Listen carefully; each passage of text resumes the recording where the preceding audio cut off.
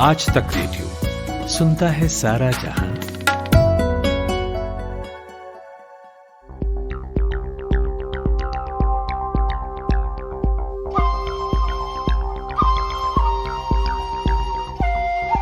ईमानदार tax payers का हौसला बढ़ाने और इनकम टैक्स सिस्टम में पारदर्शिता लाने के लिए प्रधानमंत्री नरेंद्र मोदी ने आज एक खास प्लेटफॉर्म की शुरुआत की। इस प्लेटफॉर्म का नाम transparent taxation honouring the honest दिया गया है। इसके द्वारा टैक्स पेयर्स को 3 सौगात दिए गए हैं, जिनमें फेसलेस असेसमेंट, फेसलेस अपील और टैक्स पेयर्स चार्टर शामिल हैं। तो आखिर है क्या फेसलेस अपील की सुविधा और इसका फायदा किसे होगा?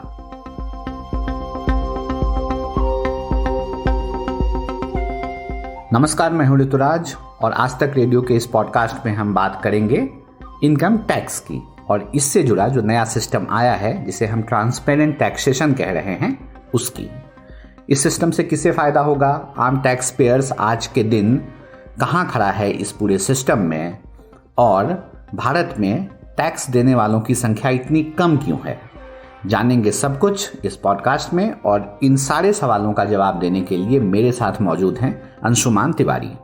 स्वागत है सर आपका इस पॉडकास्ट में। और मेरा सबसे पहला सवाल यही है कि ये जो आज नया transparent taxation honouring the honest नाम से प्लेटफॉर्म लॉन्च किया गया है, यह है क्या, कैसे काम करेगा, इसके बारे में अगर हम बहुत आसान भाषा में समझना चाहें तो कैसे इसको हम समझ सकते हैं?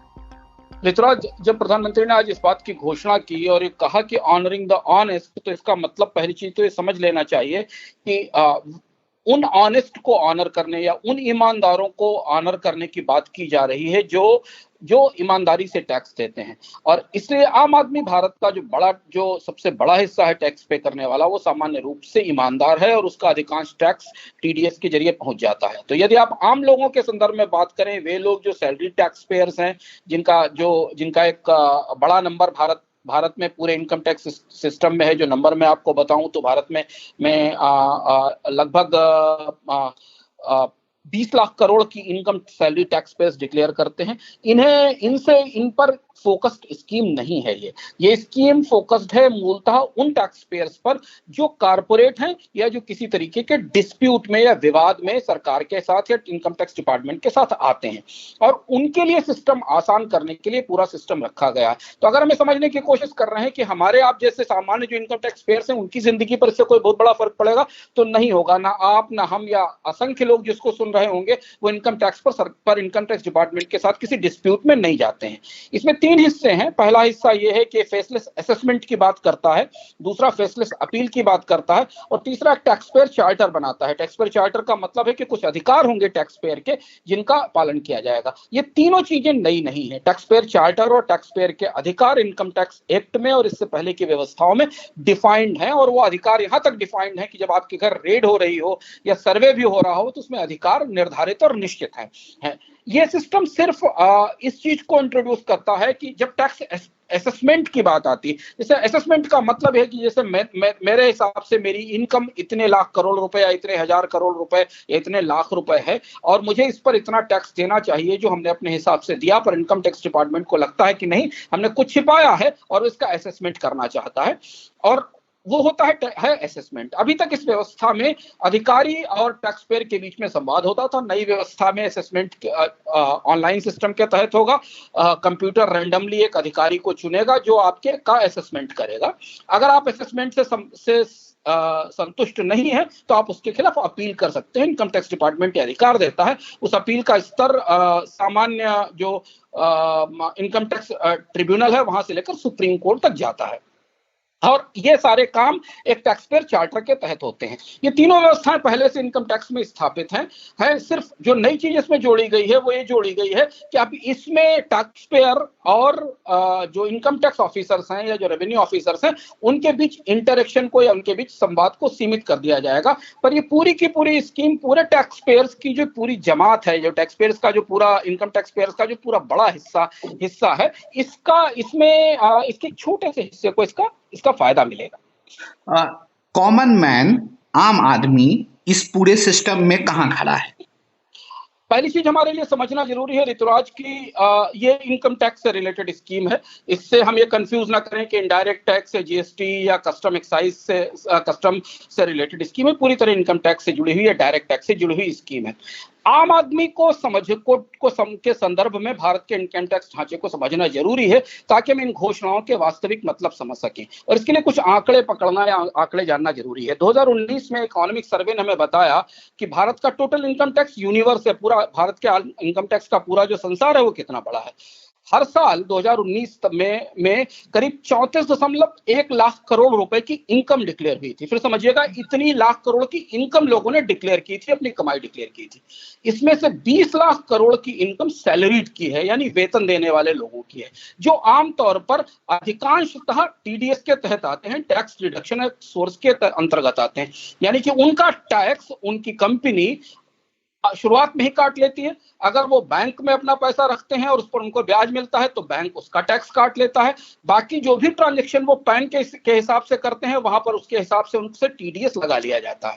तो सबसे बड़ा हिस्सा जो सैलरी टैक्स पेयर्स का है जो 20 लाख करोड़ की इनकम डिक्लेयर करते हैं वो उन्हें उनके आमतौर पर कोई डिस्प्यूट नहीं होते, उनके इनकम टैक्स डिपार्टमेंट के साथ कोई डिस्प्यूट नहीं होते। तो आप मान के चलिए कि सबसे बड़ा हिस्सा इनकम टैक्स के तहत आता है, जिसके नाम पर हम इसे आम लोगों के लिए बड़ी स्कीम मानते हैं, ये हमें समझना जरूरी है। इसके बाद जो दूसरा बड़ा हिस्सा है वो करीब 9.3 लाख करोड़ रुपए की इनकम है, जो कारोबारी डिक्लेयर करते हैं, जो बिजनेस इनकम डिक्लेयर करते हैं। तो अगर प्रत्यक्ष रूप से आप देखें तो ये जो ट्रांसपेरेंट टैक्सेशन या फेसलेस असेसमेंट, फेसलेस अपील की जो पूरी स्कीम है, ये 9.3 लाख करोड़ की जो इनकम डिक्लेयर होती है कारोबारों के जरिए, उनके ऊपर शायद लागू होगी, क्योंकि वही विवाद में फंसते हैं इनकम टैक्स डिपार्टमेंट के साथ, क्योंकि इनके कई तरीके के कारोबार होते हैं, वो अपने असेसमेंट करते हैं जिनसे असेसमेंट में डिस्प्यूट होते हैं। इसके अलावा करीब 1.9 लाख करोड़ रुपए की इनकम डिक्लेयर होती है ब्याज से, जो आपको अलग अलग चीजों पर मिलता है। जो आप बैंक में पैसा रखते हैं, इसमें दोनों लोग शामिल हैं, पर इसमें छोटे टैक्स पेयर या सैलरी टैक्स पेयर का बड़ा हिस्सा है, क्योंकि वो सेविंग्स बैंक्स में, एफडी में तमाम तरीके के इंस्ट्रूमेंट्स में सेविंग करते हैं। और इनकम का आखिरी हिस्सा जो डिक्लेयर होता है, इकोनॉमिक सर्वे ने बताया, वो करीब 37,448 करोड़ रुपए का है, जो हाउसिंग प्रॉपर्टी से इनकम डिक्लेयर की जाती है। यहाँ एक बड़ा झोल है, बड़ा गैप है, और ये एक अंधेरा कोना है जिस पर हम आगे बात करेंगे। इस हिसाब से अगर हम देखें ऋतुराज, तो जो फेसलेस ट्रांजैक्शन का या फेसलेस असेसमेंट का फायदा है, वो आमतौर पर उन लोगों के लिए है जो बिजनेस में करते हैं। एक आंकड़ा मैं और बता दूं तो बात पूरी हो जाएगी, जिससे कि लोगों को पूरा संदर्भ समझ में आ जाए। भारत में हर साल करीब 5.78 करोड़ रिटर्न फाइलर्स हैं जो रिटर्न फाइल करते हैं। ये समझना जरूरी है कि सारे रिटर्न फाइलर्स टैक्स पेयर नहीं होते। बहुत सारे लोग जीरो टैक्स रिटर्न फाइल करते हैं, क्योंकि रिटर्न फाइल करने से उन्हें बहुत सारे दस्तावेजों को तैयार करने में मदद मिलती है। उनमें से 1.46 करोड़ 1.46 करोड़ टैक्स पेयर्स हैं जो टैक्स पे करते हैं। एक्चुअली 5,000 रुपए से लेके और करोड़ रुपए तक के जो टैक्स पे करते हैं। 46 लाख के आसपास ऐसे टैक्स पेयर हैं जिनकी आय 10 लाख से ज्यादा है, और 3.16 लाख ऐसे टैक्स पेयर हैं जिनकी इनकम 50 लाख से ज्यादा है। तो अगर किसी तरीके के डिस्प्यूट होते हैं, इनमें भी सैलरीड और बिजनेस अलग अलग हैं, कोई डिस्प्यूट होते हैं, तो उसके दायरे में आने वाले टोटल टैक्स पेयर्स की संख्या 3 से 4 लाख से ज्यादा नहीं है। तो इसे समझना जरूरी है कि टोटल डिक्लेयर्ड इनकम जो भारत में है इनकम टैक्स की, उसमें से करीब 9.3 लाख करोड़ की इनकम डिस्प्यूट के दायरे में हो सकती है, और टोटल टैक्स पेयर्स में से करीब 3 से 3.25 लाख 3.5 लाख लोग हैं जिन्हें इस सिस्टम का फायदा मिलेगा। हम लौटेंगे फेयरलेस सिस्टम पे और कितने लोग टैक्स पे करते हैं, इस आंकड़े पे हम लौटेंगे, इसको समझेंगे। लेकिन मेरे मन में से एक सवाल उठ रहा है कि अभी हम लोग अक्सर सुनते हैं कि टैक्स चोरी में ईडी के छापे पड़ गए, इनकम टैक्स डिपार्टमेंट किसी के पीछे पड़ा है। अब ये सब रुक जाएगा क्या? नहीं, ये नहीं रुक जाएगा। ये फैसले बिल्कुल अलग होते हैं। इनकम टैक्स डिपार्टमेंट हर टैक्स पेयर को पहली बार अपने तरह से असेसमेंट करने, अब इनकम टैक्स के असेसमेंट पर सवाल उठाने और अपील की छूट देता है। जहां ब्लैक मनी जनरेशन का विकल्प मिलता है। जहां पर इनकम टैक्स डिपार्टमेंट को डाउट होता है कि टैक्स की चोरी हो रही है, ईडी थोड़ा डिफरेंट है, ईडी को इसमें शामिल ना करें हम, क्योंकि ईडी जो है वो इन्फोर्समेंट डायरेक्टरेट बेसिकली जो विदेश से आने वाला पैसा है उसको इसमें शामिल करता है। इनकम टैक्स डिपार्टमेंट जो रेड करता है वो मूलतः टैक्स चोरी के संदेह के आधार पर, सूचनाओं के आधार पर करता है, या वो सर्वे करता है और जानने की कोशिश करता है कि किसी ने अपनी इनकम छिपाई है कि नहीं छिपाई। इसके उनके अपने तरीके हैं। आपका इनकम टैक्स रिटर्न पिछले सालों का देखते हैं, बिजनेस में बाकी जो चीजें चल रही उस हिसाब से अगर इनकम में कमी दिख रही है और कोई छिपा रहा है तो उसका पता चलता है। एक चीज और इसमें जानना जरूरी है कि इनकम टैक्स डिपार्टमेंट ने पिछले सालों में बहुत सारा कंप्यूटरीकरण किया है। एनुअल इन्फॉर्मेशन रिटर्न भरे जाते हैं, सारे ट्रांजैक्शन पैन के साथ जुड़े हुए होते हैं, तो बहुत सारी सूचना इनकम टैक्स डिपार्टमेंट के पास होती हैं जिनके आधार पर वो रेडियम या सर्वे की कार्रवाई करता है। अब लौटते हैं अपने पुराने सवालों पर। आपने जिक्र किया देश में टैक्स पेयर की संख्या पर, तकरीबन 1.5 करोड़ अगर मोटा मोटी फिगर लें तो ये बैठता है। इतने कम क्यों हैं? ये सवाल दिलचस्प है, और ये सवाल एक्चुअली सरकार को इस सवाल का जवाब देना चाहिए कि भारत में टैक्स पेयर्स की संख्या इतनी कम क्यों है। हम हमेशा सरकार की तरफ से शिकायत या उलाहना या ये तकलीफ सुनते हैं। आज वित्त मंत्री, प्रधानमंत्री भी बात बोले, इससे पहले भी वित्त मंत्री बोलते रहे कि भारत में इतनी बड़ी आबादी और इतने छोटे टैक्स पेयर हैं। प्रश्न यह बनता है कि जब सरकार के पास भारत के हर फाइनेंशियल ट्रांजैक्शन का डेटा उपलब्ध है, ऐसा सरकार क्लेम करती है, और इसलिए क्लेम करती है कि जब डिमोनेटाइजेशन हुआ था और नोटबंदी हुई थी उसके बाद सरकार ने कहा था कि भारत में इनकम टैक्स डिपार्टमेंट के पास बहुत सारा वैल्यूएबल, बहुत सारा ऐसा डेटा आ गया जिसके आधार पर हमको भारत में टैक्स का बेस बढ़ाने में मदद मिलेगी, यानी ज्यादा टैक्स पेयर्स को इनकम टैक्स के दायरे में लाने की मदद मिलेगी। उस डेटा का क्या हुआ? उसके आधार पर कितनों को नोटिस भेजे गए, उसके बाद तो स्क्रूटनी कम कर दिया ऐसा सरकार ने दावा किया। उससे जो सूचनाएं मिली थी उसके आधार पर कितने टैक्स पेयर से टैक्स वसूली की व्यवस्था की गई। दरअसल आंकड़े तो ये बताते हैं कि नोटबंदी से पहले जितना इनकम टैक्स कलेक्ट होता था उसके बाद वो कम हो गया। तो टैक्स बेस बढ़ाने के लिए सरकार के पास जो सूचनाएं उपलब्ध हैं, हम तो जितना ट्रांजैक्शन करते हैं उसमें हमारा पैन कोड होता है, उसमें हमारा आधार कोड होता है, उसमें हमारे जितने भी बड़ा हिस्सा है टैक्स पेयर्स का, जिनकी बात हम पहले आपसे कर चुके हैं, जो 20 लाख करोड़ की इनकम डिक्लेयर करते हैं, उनके सारे ट्रांजैक्शन तो सरकार के निगाह में है। फिर टैक्स बेस बढ़ाने की दिक्कत कहीं सरकार के अंदर है।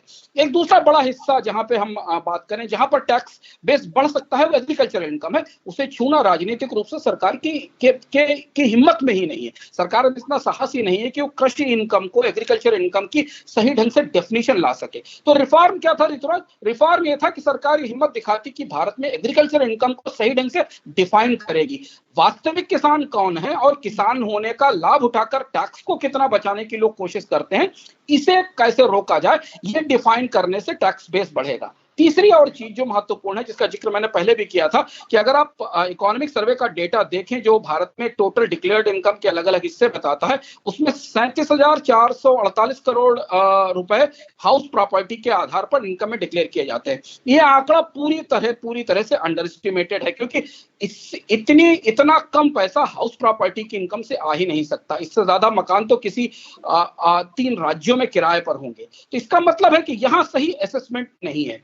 यहां सरकार के पास कोई ऐसा ढांचा नहीं वो जो जान सके कि हाउस प्रॉपर्टी से होने वाली इनकम किराए के तौर पर या बेचने वाली चीजों के तौर पर होती है। तो यहां पर सरकार को अपने सिस्टम्स मजबूत करने होंगे, लूपहोल्स प्लग करने होंगे, हाउस टैक्स का ढांचा बेटर करना होगा ताकि पता चल सके कि कितने मकानों में कितने लोग रहते हैं और वहां कौन किराए पर रहता है। अब ये शिकायत करना थोड़ा वाजिब नहीं लगता कि लोग टैक्स नहीं देते। लोग ईमानदारी से टैक्स देते हैं। सैलरी टैक्स पेयर्स की संख्या लगातार बढ़ रही है। ज्यादातर सैलरी टैक्स पेयर टीडीएस में टैक्स देते हैं। बाकी वो अपनी सारी व्यवस्थाओं में पैन का इस्तेमाल करते हैं। पैन के बिना आप और कोई ट्रांजेक्शन कर नहीं सकते। अगर आप एक मकान भी रजिस्टर कराने जाते हैं तो रजिस्ट्री से पहले आपको उसका टीडीएस पे करना पड़ता है, तब आपको स्टाम्प इश्यू होता है। तो इतने सारे सिस्टम के बाद अगर टैक्स का बेस नहीं बढ़ रहा है तो शायद सरकार कहीं टैक्स का बेस बढ़ाने में इंटरेस्टेड नहीं है, क्योंकि कॉमन टैक्स पेयर या सामान्य करदाता तो ईमानदारी से अपना टैक्स पे कर रहा है। एक शब्द का बहुत ज्यादा इस्तेमाल हो रहा है, ट्रांसपेरेंसी आ जाएगी। कैसे आ जाएगी ट्रांसपेरेंसी इस नए वाले सिस्टम से? मुझे इस सिस्टम में, मैंने आपको बताया कि सिस्टम पूरे टैक्स पेयर यूनिवर्स का है। टैक्स पेयर्स की जो दुनिया है भारत में, उसमें बहुत छोटे हिस्से को कारोबारी टैक्स पेयर्स को शामिल करेगा, पर यहाँ कई सारी दुविधाएं हैं और गुत्थियां हैं ट्रांसपेरेंसी के नाम पर। हमने ये देखा कि पिछले 6 साल में भारत में टैक्स चोरी करने वालों को सबसे ज्यादा एमनेस्टी दी गई। एक आम करदाता के लिए, एक ईमानदार करदाता के लिए जो ईमानदारी से अपनी मेहनत की कमाई पर इनकम टैक्स भरता है और वक्त से पहले टैक्स सोर्स पर दे देता है, उसके लिए इससे बुरी बात कोई नहीं हो सकती कि हर 2 साल 3 साल बाद सरकारें एक एमनेस्टी स्कीम लेकर आ जाती हैं जिसमें काला धन रखने वालों को, टैक्स चुराने वालों को बाहर निकलने का मौका मिल जाता है। 2015 से लेकर अभी तक एक स्कीम अभी भी डिस्प्यूट रेजोल्यूशन की चल रही है जो कोरोना लॉकडाउन के कारण बीच में प्रभावित हुई थी। लगातार ऐसी स्कीमें आई जिसमें टैक्स चोरी करने वालों को बाहर निकलने का रास्ता मिला। तो अगर ट्रांसपेरेंसी है तो ट्रांसपेरेंसी में फिर जिन्होंने टैक्स चोरी की है उन पर कार्रवाई होनी चाहिए, उनसे टैक्स वसूला जाना चाहिए, ना कि आम आदमी ईमानदारी से हर महीने अपनी सैलरी से टैक्स कटवाता रहे और जो टैक्स चोरी करने वाला है वो 3 साल बाद एक एमनेस्टी का, एक टैक्स माफी का, एक टैक्स रियायत का फायदा ले और अपनी टोटल कमाई पर एक लमसम टैक्स पे करे और बाहर निकल जाए।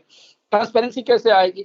दूसरा सवाल है कि जब सरकार ने नोटबंदी की थी तब ये कहा था कि नोटबंदी के जरिए बहुत बड़ी मात्रा में कालाधन सिस्टम में आएगा जिसके बारे में सरकार को जानकारी मिलेगी। ह्यूज अनअकाउंटेड कैश पूरे बैंकिंग सिस्टम से पार हो गया और बाहर निकल आया।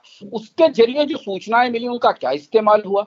अगर उनका इस्तेमाल हुआ तो उनके खिलाफ क्या कार्रवाई हुई? देश को, संसद को इस बात की सूचनाएं मिलनी चाहिए, जानकारी मिलनी चाहिए, तब हम इस पर विश्वास कर पाएंगे कि हमने जो तपस्या की नोटबंदी के दौरान लाइन में लगकर उसके जरिए जो सरकार को सूचनाएं मिली उसने उन लोगों को पकड़ने की कोशिश की जिन्होंने वास्तव में टैक्स चोरी की थी। तो जो ट्रांसपेरेंसी के सवाल हैं वो उलझे हुए सवाल हैं। ट्रांसपेरेंसी के सवाल उलझे हुए इसलिए हैं क्योंकि ये सिस्टम ट्रांसपेरेंट कर देने से केवल चीजें ट्रांसपेरेंट नहीं होंगी। सरकार के पास जो सूचनाएं हैं, सरकार के पास जो डेटा है, उसके आधार पर चीजों को ट्रांसपेरेंट करना होगा। होता यह है कि जैसे ही सरकारें अपने हाथ में ताकत लेती हैं, नए किस्म का इंस्पेक्टर आ जाता है। हमें मालूम है टैक्स डिपार्टमेंट किसी भी रैंकिंग में, भारत में भ्रष्टाचार की रैंकिंग में सबसे ऊपर रहते हैं, इसलिए कभी सरकारें बहुत सख्ती करती हैं। जैसे नोटबंदी तक सरकारें कहती थी कि देश में बड़े पैमाने पर टैक्स चोरी होती है, काला धन आता है, और नोटबंदी के बाद तत्काल सारी चीजों को मान लिया गया कि नहीं, सारी चीजें बेहतर हो गई हैं।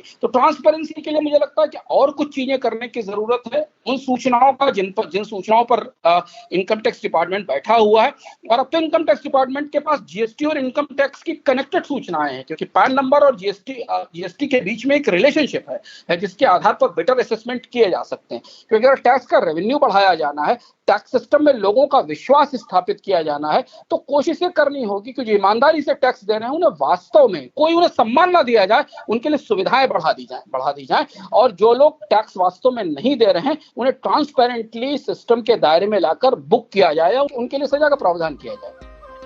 शुक्रिया अंशुमान सर, आपने ट्रांसपेरेंट टैक्सेशन को लेकर जो आज स्कीम लॉन्च की गई है, आज जो एक नया प्लेटफॉर्म लॉन्च किया गया है उसके बारे में जानकारी दी, उससे जुड़े तमाम सवाल थे उसके बारे में आपने बताया, और किस किस तरह की समस्याएं अभी भी सिस्टम में मौजूद हैं और कहां पर और अधिक काम किया जाए तो सिस्टम और ज्यादा बेहतर होगा, इससे जुड़े सवाल आपने हमें बहुत ही आसान भाषा में समझाए। शुक्रिया इस जानकारी के लिए। Thank you.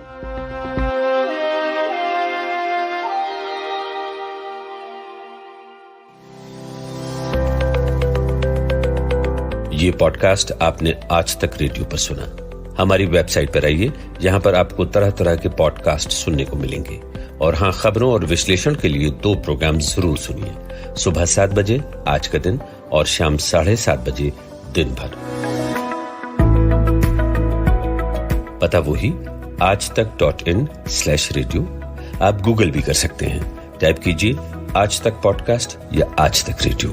आज तक रेडियो सुनता है सारा जहां।